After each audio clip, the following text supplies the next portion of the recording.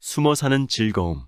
이태백의 시에 청풍명월은 일전이라도 돈을 들여 사는 것이 아니다 라고 하였고, 소동파의 적벽부에서는 이르기를 저 강상의 맑은 바람과 상간의 밝은 달이여 귀로 듣노니 소리가 되고 눈으로 보노니 빛이 되도다. 가짜해도 그 말이 없고 스자해도 다할 날이 없으니 이것은 조물의 무진장이다 라고 하였으니, 소동파의 뜻은 대개 이태백의 식구에서 나온 것이다.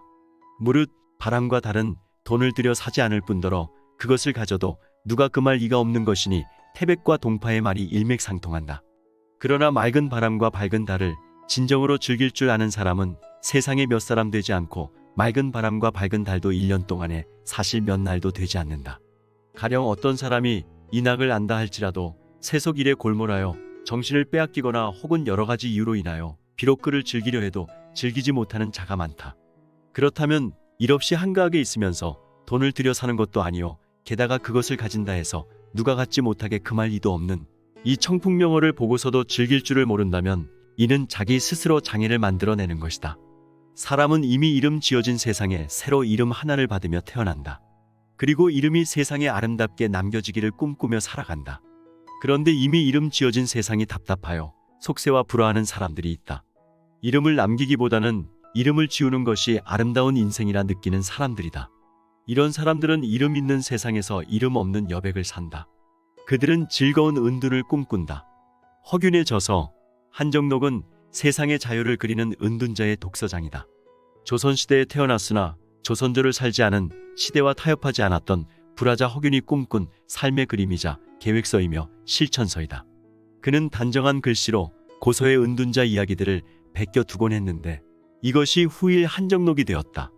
아, 선비가 이 세상에 태어나서 어찌 벼슬을 더럽다 하여 버리고 살림에서 오래 살기를 바라겠는가. 그러므로 다만 그 도가 세속과 맞지 않고 그 운명이 때와 어긋난다 하여 고상함을 빌미로 세상을 피한 자의 그 뜻은 역시 비장한 것이다.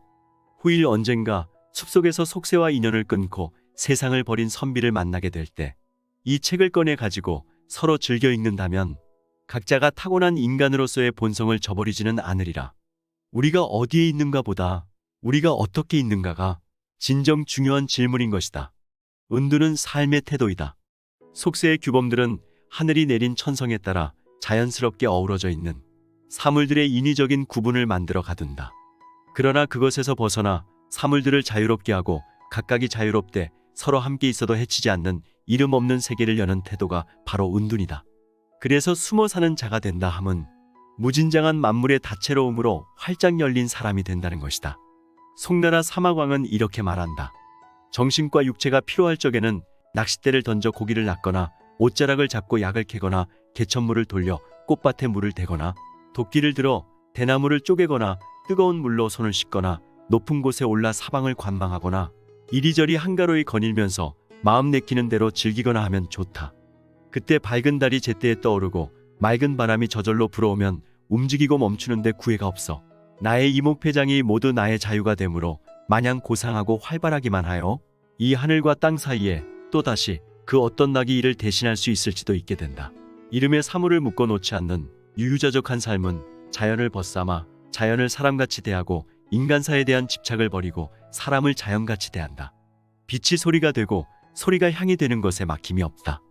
자유로운 눈으로 사물을 만나면 만물은 본성대로 서로를 바꿔가며 춤추기 시작한다. 각기 흥에 겨워 들썩여도 다른 이의 흥겨움을 방해하지 않고 서로의 흥취에 들고 서로가 부딪힘이 없다.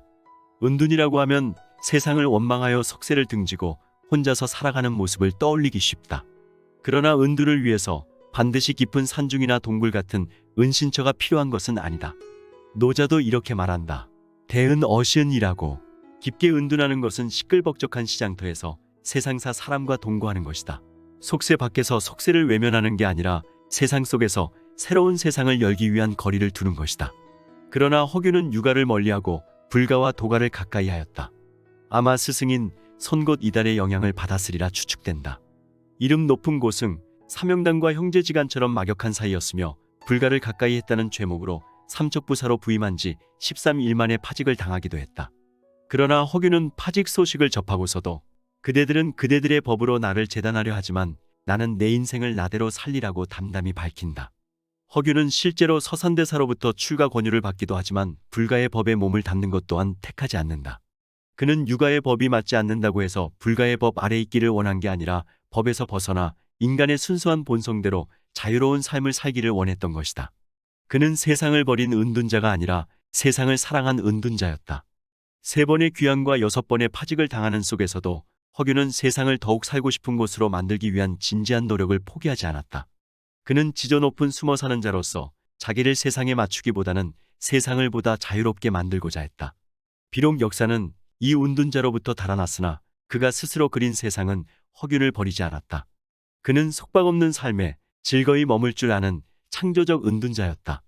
그에게서 탄생한 자유로운 평등사회는 다른 세상을 꿈꾸는 사람들이 숨 쉴 수 있게 한 깊은 산중이 되었다. 그리고 그는 이렇게 말한다. 보지 못했던 책을 읽을 때에는 마치 좋은 친구를 얻은 것 같고 이미 읽은 책을 볼 때에는 마치 옛 친구를 만난 것 같다. 그리고 그들과 더불어 은둔을 즐기는 법은 다음과 같다.